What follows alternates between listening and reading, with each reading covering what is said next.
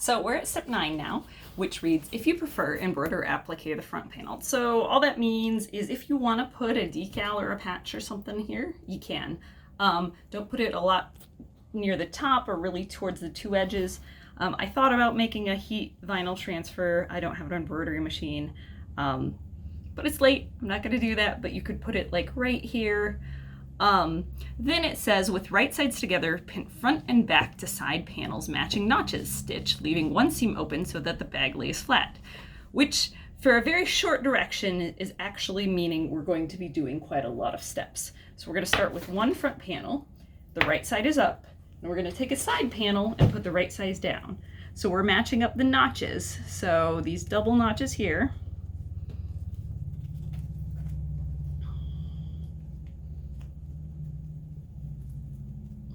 and then we will pin and sew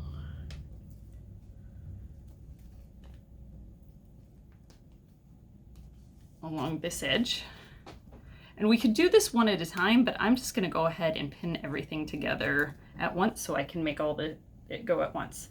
So then these two are together. Let's open this up next. And we're gonna find the other front panel and again, match up the notches. Bottom to top. I actually notice it makes it quite a bit off, but it's off by about the same amount. And this front panel is, so I'm actually going to cheat it up a little bit just so that it's more, it's not terribly off. Then on garments, matching your notches matters a lot more, but on a kind of, so even though this is a tote and it's 3D, it's still kind of 2D. It's just kind of more cubey shaped. So you can cheat a little with the notches. And I'm just gonna assume my error when marking them. So then, and then we're gonna open this up and do one more. So the side panel again. Now we do wanna leave one side open so that it still can lay flat. But, I mean, if you look at it, we're kind of getting our bag assembled here. You can pin more than I pin, or less. It's really up to you, your confidence level. So going back to the notch thing, what adjustment did you make? So one of them, when I matched up the notches, it left the top and bottom off, but so you evenly. tried to just match up the top and the bottom a little bit more? Yes. Than matching up the notches? If it's really off on the top and the bottom, because I know this project, yes. If I were sewing a garment, I would stick to matching the notches. And that mostly came from marking the pattern? Yes. Yeah, marking the pattern pieces on fabric. So we're gonna sew one.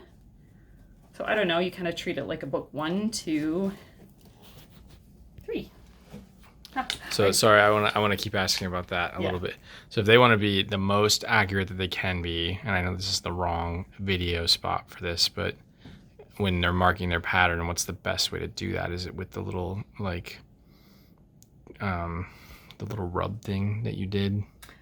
The best way to do it is to do like on my lining pieces, and when you're cutting them, actually cut them out.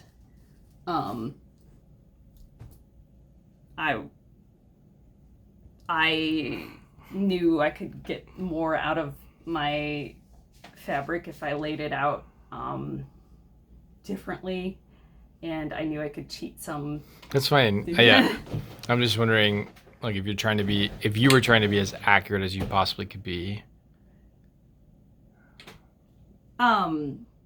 I think, yeah, by pinning and cutting them out like that, that's going to be the... So I wound up marking mine with tape afterwards, and sometimes I might have moved the tape a little bit. Sure.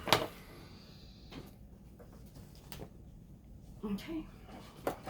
So again, we are back to 1/2 inch seam allowances. 2.5. 2.5 stitch length. Yep, but 1/2 inch, and then back stitching at the top and bottom.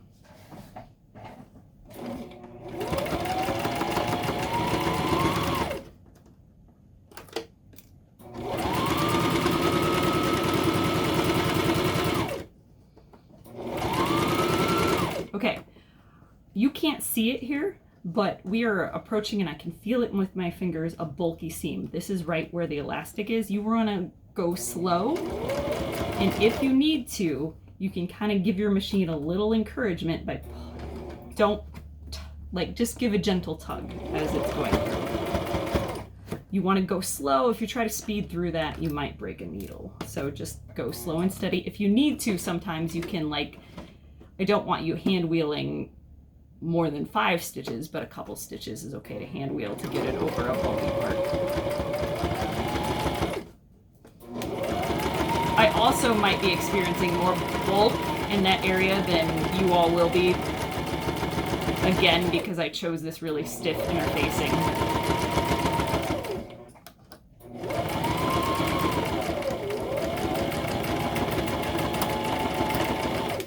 Okay, seam 1 is done.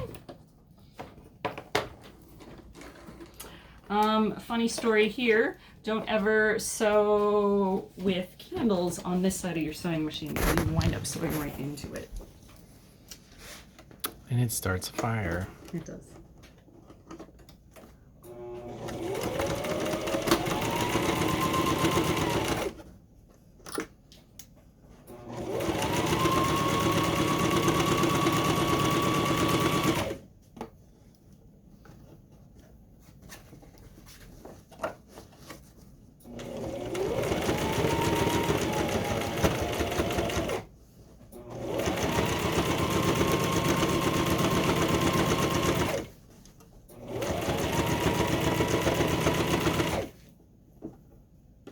Oh man.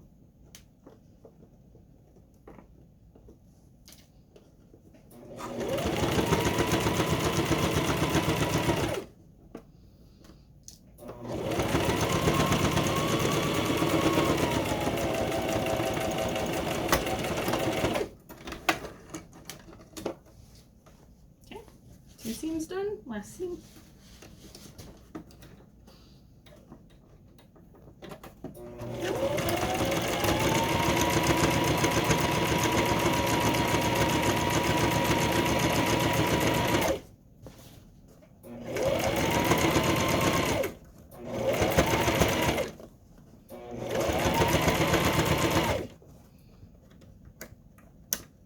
I don't know if I mentioned it, but if you are using a heavier fabric or heavier interfacing like I am, you want a heavier needle, so I'm using a denim needle.